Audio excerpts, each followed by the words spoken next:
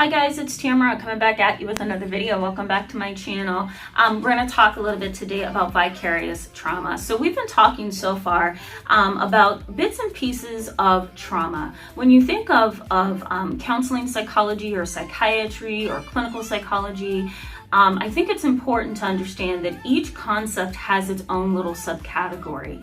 And when we're thinking in terms of trauma, we have to keep in mind that it's a major topic, right? There's so many things that we can focus on. We can focus on so many traumatic issues as well, right? So domestic violence, car accidents, natural disasters, murder, crime, lots of violence in a neighborhood, right? Rape, assault, child abuse. Like there's so much marital abuse, spousal abuse. There's like so much to talk about that it really is hard for us to kind of like, you know, put it into a small hole and say, hey, I think I'm going to talk about this, and this, because it's so much, right? There's also so many terms within the field of psychology in relation to trauma that it can be a little difficult to cover the whole topic. So we're not going to cover the whole topic, but I have been, choosing some subcategories to focus on based on your emails to me at my website and based on your messages to me at my blog and on my Twitter.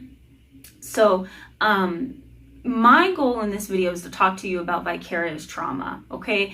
And I think it's important because a lot of people don't understand what that means. And sometimes they do understand it, but they don't know which situations to apply it to. So the benefits for you today in this video is that you're just gonna get a broader definition of vicarious trauma so that you can clearly understand what it is. So let's go ahead and get started, okay?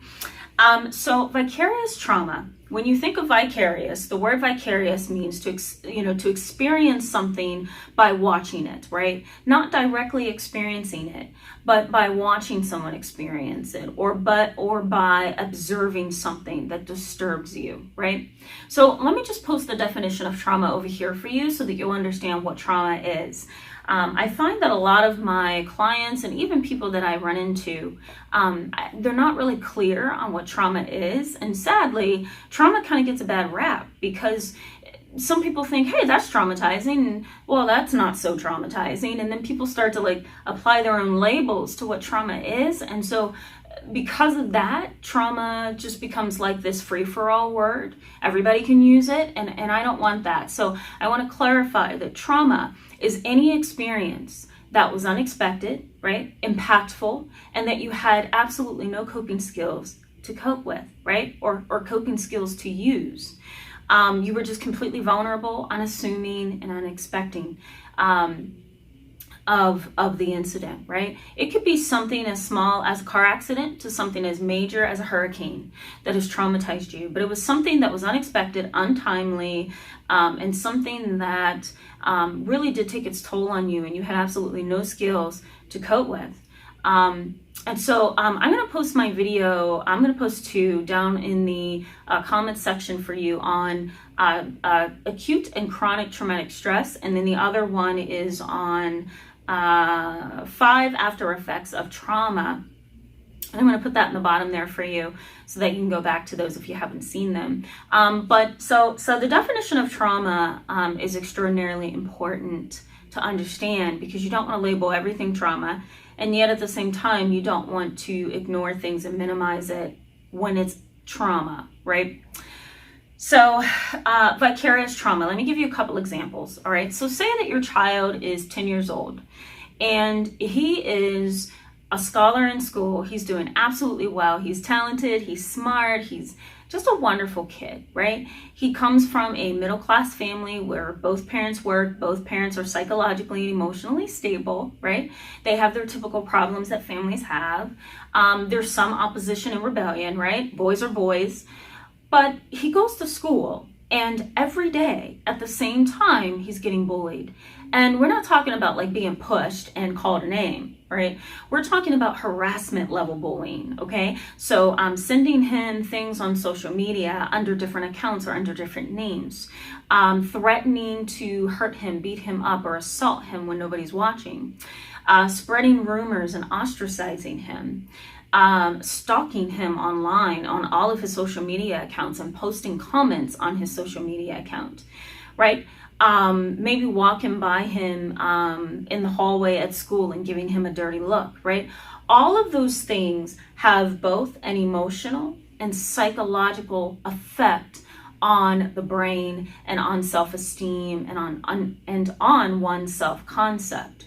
Let's say that happens every day for like 5 years, for 2 years, for a year and a half. That's a long enough period for this child to experience trauma. Now, here's the twist. Let's say that 10-year-old's situation is being observed by his brother or his sister, and his brother and his sister sees the comments, hears the comments, sees what happens in school to her brother when they're in the lunchroom or in the same class. Can she be traumatized from watching her brother go through that? Definitely.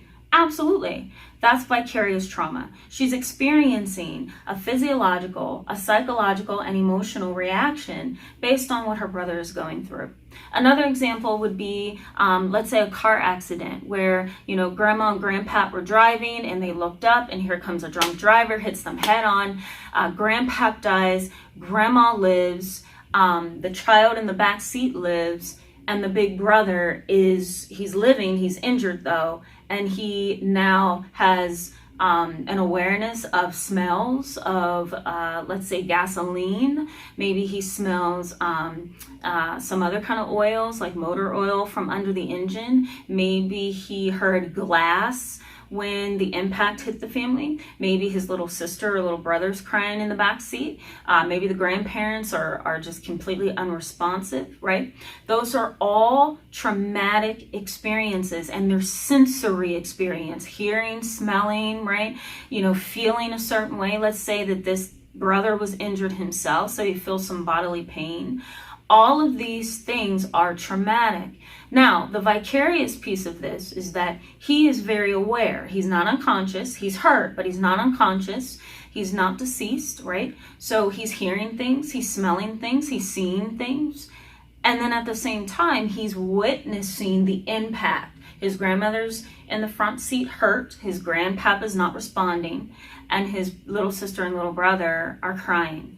That vicarious traumatic experience in and of itself can lead to acute or chronic traumatic stress, or worse, post-traumatic stress disorder. The whole idea of vicarious trauma is that you are experiencing the situation of somebody else's that's traumatic. You may be hearing, smelling, and seeing things, which is going to probably worsen the impact of the vicarious trauma. It's happening to somebody I care about and love, and yet there's nothing I can do about it. That is traumatic, to say the least. All right, guys, thank you for being with me today. I hope that this video made sense. I felt like I was a little spacey at times. I apologize if I was. Just came out of a session, so I'm kind of like, nebulous and woozy, but I hope you found this video helpful. I encourage you guys to give this video and the other videos, if you haven't seen them, a thumbs up. Go ahead and hit the subscribe button, guys, if you want to stay tuned for my upcoming videos. I'm going to be talking about this over the next 4 weeks, so stay tuned for that. Well, actually, this is the first week or the second week, so stay tuned for that. But in the meantime, I wish you all the best, and I look forward to talking to you guys and bringing you another video soon. Bye.